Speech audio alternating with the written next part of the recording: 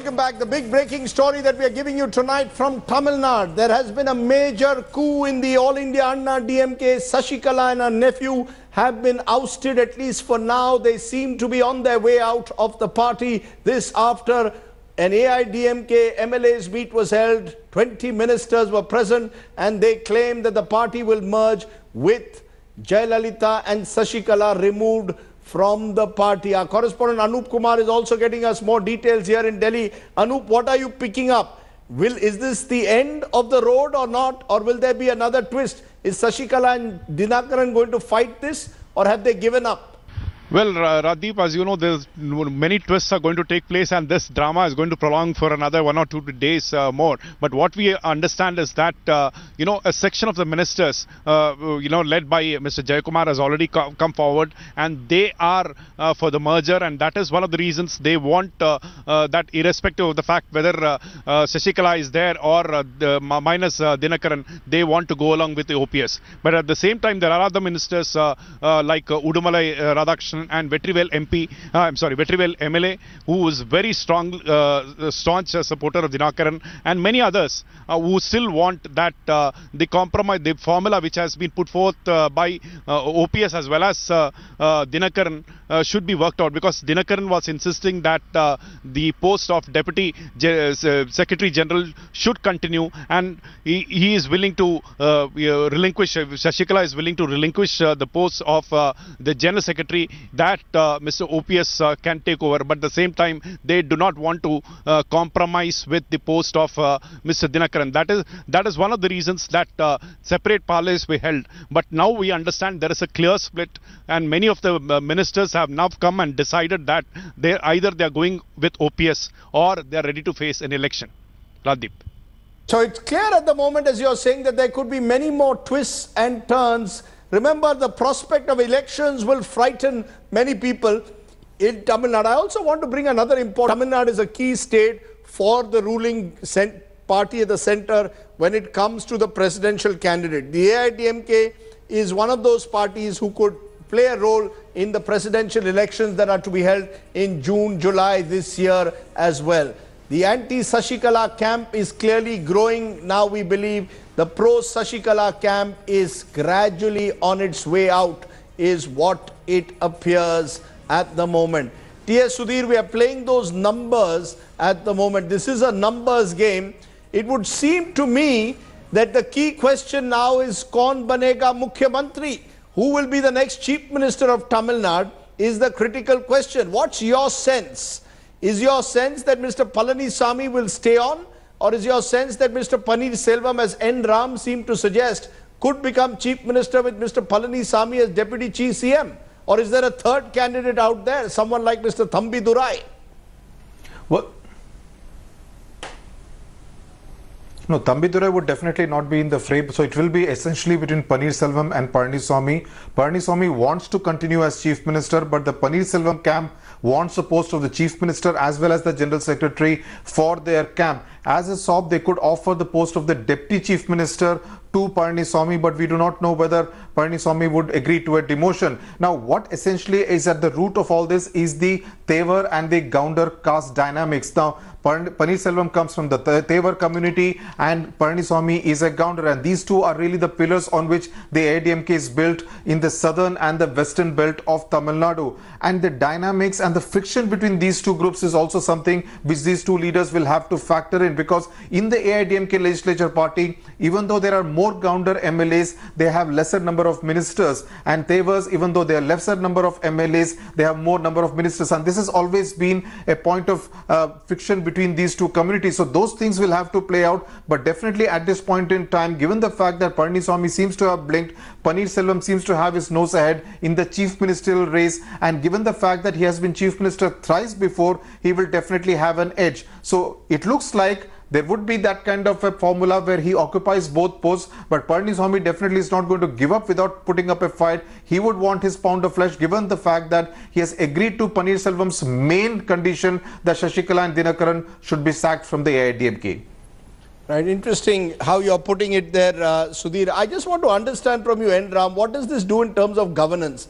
Ever since August, that Jayalalitha first went to hospital. We are now in the month of April. For 8 months now, Tamil Nadu has lived under some form of uncertainty or the other. One of the best governed states in the country has gone through a prolonged period of instability and uncertainty. Is this affecting the way people see politics and government or not? Yes, I think it is very badly affected governance, administration in the states, decision making, and so on. And but corruption goes on as before. That's an area that has to be looked at. Whoever is going to take over now and consolidate their position, since assuming they'll have the numbers, I think that's going to stare them in the face, because the old system of what can be called grand corruption has continued by all accounts. And I think that's going to be a major problem in the state. But policy making, decision making, all that has suffered. Although we have a pretty good chief secretary, I think a woman of integrity, who's been left in place. Although it was rumored that Sasikala and company wanted her out. So there are some plus points, but governance has suffered very, very badly. I just want to come back to what's happening at the moment, because we're now hearing that the Paneerselvam camp has got together at his residence in Chennai amidst this talk of a merger of the two factions and isolating Sasikala and her nephew Shalini Lobo. In the past, we found that Paneerselvam has proved to be a bit of a television tiger, if I may call it, but not really as strong on the ground.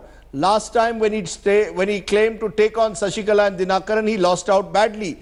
This time, is there any sign that there are more MLAs gravitating towards him in comparison to what happened in February? Well, this time, Rajdeep, before when we saw Jayakumar address the media, we saw a whole group of MLAs stand with him. So probably numbers might be on OPS's side. But however, it's a very quiet day. The residents, not what the media expected. This is his house on Venus Road, where he's shifted in away from his Greenways residence. However, he does use that residence for official purposes.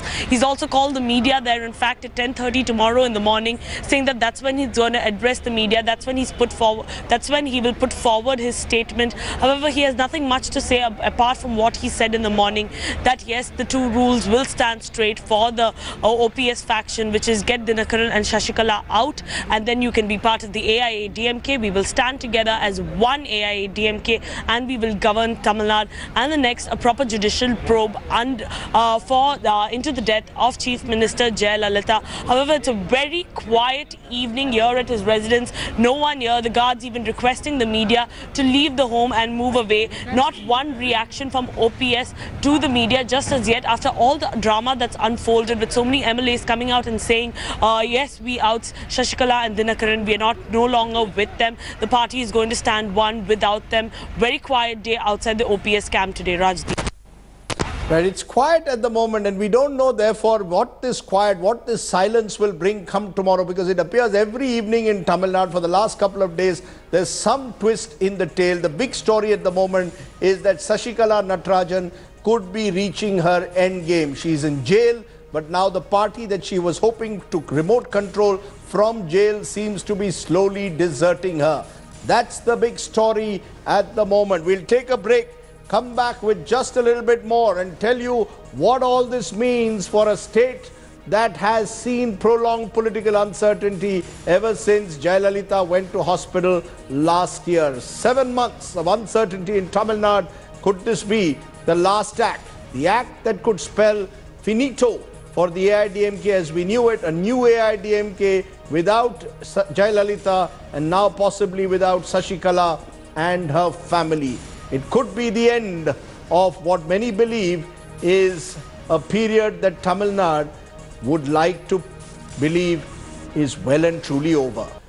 Let me try and understand therefore now how this plays out. For a national audience, T.S. Sudhir, as they see these images from Tamil Nadu, they will want to know whether when I put out a headline that Chinnamma will be thrown out, am I exaggerating, or is this simply the reality that is now facing Tamil Nadu, that Sasikala in jail is no Jayalalitha?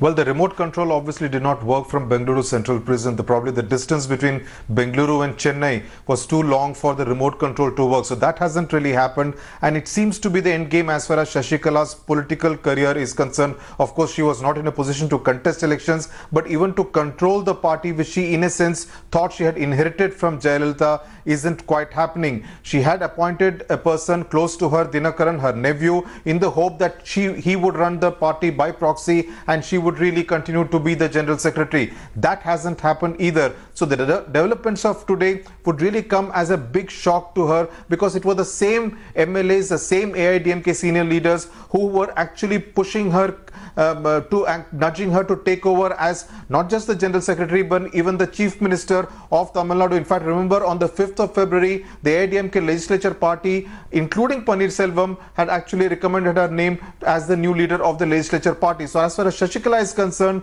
it seems to be the end of the road. But definitely we should not rule out and underestimate Dinakaran, because as we have been reporting, he still commands a loyalty of a few MLAs at this point in time. But how many of them will still continue to stick by Dinakaran and Sasikala's side is a big question, because would they really want to risk their career at this stage by being seen by Dinakaran's side? That is going to be extremely critical, and if that number keeps dwindling, it will be pretty easy for the Paneerselvam-Palaniaswamy combined to form a majority government here in Tamil Nadu. The last 6 months, in fact, there has been really no governance to speak of. And in fact, reporting in Tamil Nadu, there are only two numbers, Rajdeep, that one really focuses on: the 122 MLAs of the AIADMK in Tamil Nadu and the 270 farmers who have committed suicide or died in Tamil Nadu from October to February this year. That, I guess, tells the entire story as far as Tamil Nadu is concerned.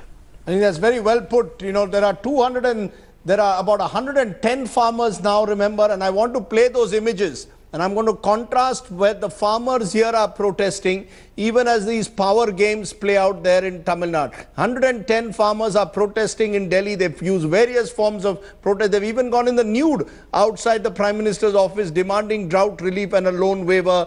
They seem not to have any faith left in the government in Tamil Nadu. They've put all their hope on Narendra Modi's government. Rohini Swami, you're joining us. What are you picking up at the moment?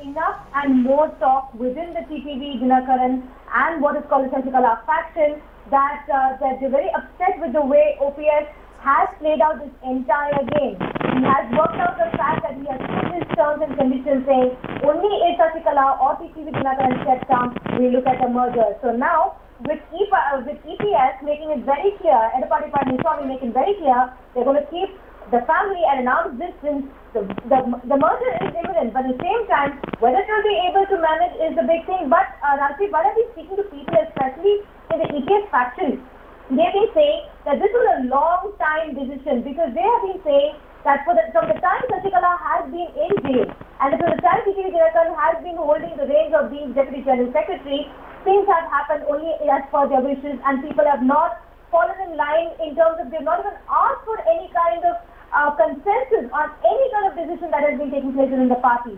So there has been dissent, which has been brewing, and this clearly shows the 20 ministers who addressed the press conference just now very clearly show that there is a split even within the Sasikala faction.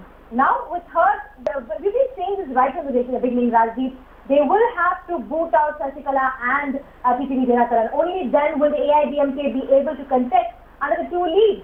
And this is what they're looking for now, because the AIADMK will survive only and only if they contest under the two-leaf symbol. Otherwise, they will split apart, and that would have been the end of it. So they're trying to, as much as possible, see that they can try and keep the AIADMK. Swami, I'm going to hold you, because Enram, I want to understand this. As we see these two images playing out at the moment of the farmers on one side agitating, on the other hand, the power games in Chennai, what does that tell us about the nature of our politics? Nobody seems to want to reach out to the farmers of Tamil Nadu, but the power games continue. More than 100 farmers have committed suicide in Tamil Nadu in the last 6 months alone, sir. Yes, this completely exposes the AIADMK's program and ideology. They claim to be for the poor, the rural poor, and so on, but this has completely exposed them, and this has shown them to be preoccupied with their own power struggles, and it's a hugely corrupt system here. So I think this really exposes them. And I'm glad it's very good that you brought it in, or Sudhir brought it in, the contrast. So I think this shows that this party programmatically is bankrupt. It's really got, I don't know, maybe OPS will prevail within this camp, but among the electorate, we really don't know how all this is going to play out, because without Jayalalitha and weakened by all this, even last time it was pretty close, the contest. So I think they are heading for trouble. But right now, within their camp, I think OPS is on the ascendant and the rest are in no position. My opinion is they are in no position, having come so far in turning down his demands. The other demand being an inquiry into what happened to hasten the death of Jayalalitha. What happened? The condition he has raised. But the people's issues, right, they are being completely sidelined in this matter. People's issues have been totally sidelined. Where does this all leave T.S. Sudhir, the DMK? Do you see the DMK trying to now break the AIADMK, possibly to form a government or at least bring down the government so that elections are held? Do you see that happening? Well, I don't think that's an option MK Stalin would want to exercise. He has been all the time maintaining that he would want this government to fall under the weight of its own contradictions. But this is something which he may not have expected, that the two factions will come together and throw out the Mannargudi family. That would have taken even MK Stalin by surprise. But someone like MK Stalin and the DMK also are not very keen and eager on a snap poll in 2017. Remember, all of them spent a fortune just less than a year back, and none of them want a snap poll. So they would want the AIADMK to continue for some time, probably all their contradictions and inherent quarrels to come out in the open, and perhaps when a poll is held sometime in 2018 or perhaps coinciding with the 2019 Lok Sabha election, that's where the Stalin and the DMK would feel they can put their best foot forward and actually come to power. So at this point in time, the DMK only watching from the sidelines, watching the AIADMK fight play out in the open and hoping that people feel disgusted with this naked lust for power that we are seeing, without actually bothering about the issues, the people's issues on the ground, not just in Chennai but also in other parts of Tamil Nadu. Remember, Tamil Nadu at this point in time, Rajdeep, is facing the worst drought in 140 years. There's a huge drinking water crisis in most parts of Tamil Nadu. The entire state is drought hit, yet we are seeing MLAs and ministers only talking about कौन बनेगा मुख्यमंत्री, कौन बनेगा general secretary and कौन बनेगा मंत्री in the different cabinets. There's really no talk or discussion about the people's issues in Tamil Nadu. No, just talk about people's issues in Tamil Nadu, and that is the real tragedy, which I will of course focus on tomorrow night as well, because I'll be talking to the farmers of Tamil Nadu and asking them how they see the politicians and how do they view the fact that money grabbing and power grabbing politicians simply seem uncaring about their real issues. I ask you as the viewer, if 110 farmers come to Delhi and for the last 36 days have been protesting, should their voices not resonate across Chennai? Or is Chennai politics and Tamil Nadu politics only about kaun banega mukhyamantri, who will grab power? Those two images that will play again and again really reflect the tragedy of what we are seeing. Sasikala Natarajan, who came to power only because she was proximate to Jayalalitha, took over the party in a coup that she staged, became the General Secretary, ousted Paneer Selvam as Chief Minister in January and took charge of the party on February. Questions will now arise. Have the chickens come home to roost for Sasikala Natarajan? She and her family are alleged to have exploited the politics of Tamil Nadu for their personal advantage, for the family of the Mannargudi mafia, as they are called by their critics. And today, as the party now distances itself from Sasikala and her nephew TTV Dinakaran, I must raise the question, are any of these politicians, Palanisamy, Paneer Selvam, Sasikala Dinakaran, really interested in the farmers of the state? More than 100 of them have passed away, even as the AIADMK battles within itself, and a decision is likely to be taken shortly on what next steps the party will take. We are reaching the end of our bulletin. but those images will continue to haunt the politics and the politicians of Tamil Nadu. You are ignoring the farmers who have suffered in the drought-hit Kaveri Delta only for your pursuit of power. With every twist and turn that's taken place in Chennai over the last few days, it's becoming increasingly clear the politicians are disconnected from the people of Tamil Nadu. We expect many more developments through the night, and tomorrow we'll keep tracking that big political story that's been building up this evening in Chennai. Thank you very much to N. Ram, T.S. Sudhir and all my guests who've joined me this evening on this special bulletin, this live coverage of the sad story in a way of what's happened in Tamil Nadu. And maybe it's just desserts time for Sasikala Natarajan and Dinakaran. Power corrupts. Absolute power corrupts absolutely. Good night. Goodbye.